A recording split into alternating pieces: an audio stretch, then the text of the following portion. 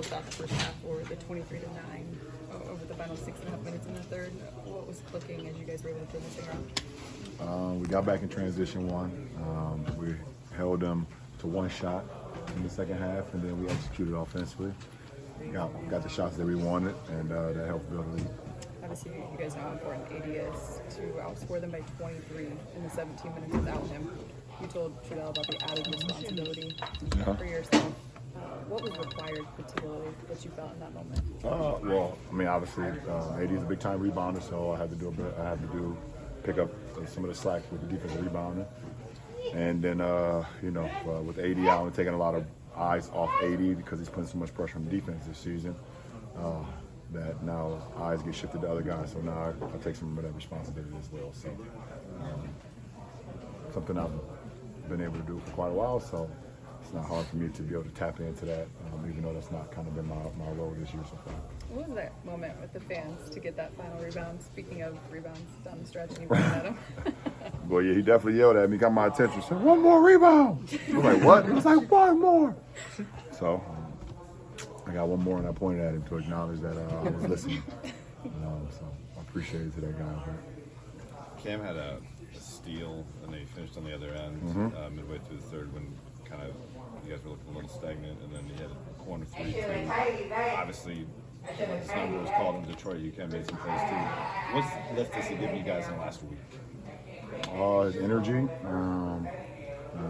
he's very selfless, and his ability to defend on the perimeter is very, very key for our ball club. I mean, like I said the other night with Vando being out, it takes one of our primary, perimeter guys, defenders that we know we can just key in on a certain matchup.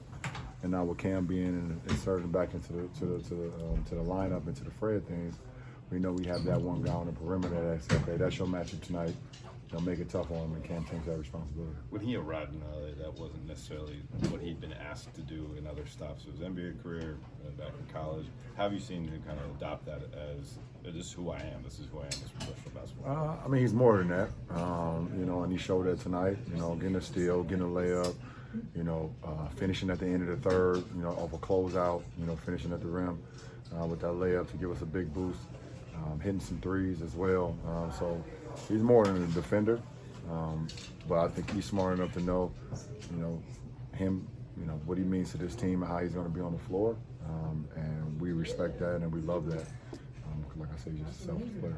LeBron, TJ was just talking about the trust building process between players and coaches, players, vice versa, and stuff like that.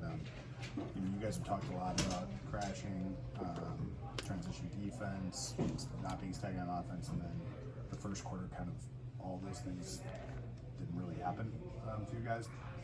How promising is it that you guys were adaptable and you were able to kind of recapture the stuff you were supposed to do the night when you didn't have it? I mean, it's a 48-minute game. Obviously you want to be as great as you can be throughout 48 minutes, but you just stay kind of even keel. And that's, I've learned that over my career, just kind of stay even keel, and if you keep working on the habits, you keep doing what you need to do, I think the game will turn around, and I think we did that. We did that towards the end of the first half.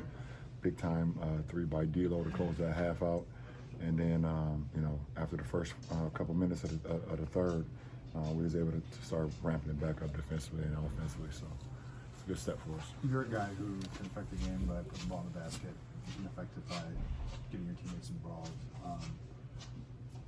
It feels like you prefer the latter, like that's more fun for you.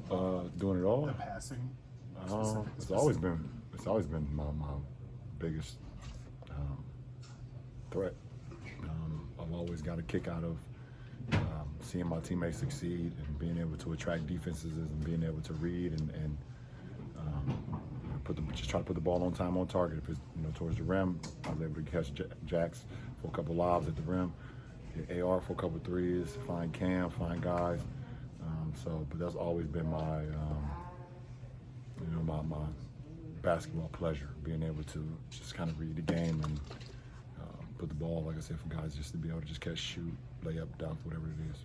Last two. Now that you have a 10-game sample size, how do you evaluate the team's progress through this undefeated homestand as well as the challenging road trip? I really don't. It's It's every day, every game. We want to continue to get better. I'm not giving sample sizes or 10 games. We played well tonight, and we need to play well again on Wednesday. A team that just beat us not too long ago. So we need to be ready for what they bring to the table on Wednesday. Last question. Ron, you obviously have heard a lot about the historical nature of what you're doing with Bronny this season, but back-to-back triple-doubles, Bless you. turning 40 next month, it's pretty historical in its own right, outside of the context of you and your son. Have you had a chance to kind of let it sink in or think about just what you're doing right now and how unprecedented it is? No, I haven't.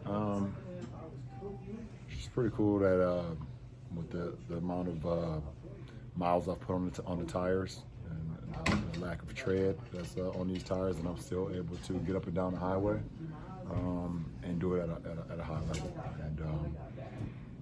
And I think I just try to give everything to the game outside of the game before the game even starts, if that makes sense. So I arrive here 4 or 5 hours before the game, and I'm already starting to, do all the things to put me in a position to be the best I can be when the fans are in here and the ball is tipped and everybody's going crazy. So I've been blessed by the man above with some out of this world ability from the beginning, and then I just took full advantage of it, and I wasn't going to disrespect what he's given me, and let's see how long I can do it. But I won't do it till the wheels fall off. I tell you that. I won't do that. I won't be one of those guys. Thanks, Appreciate it.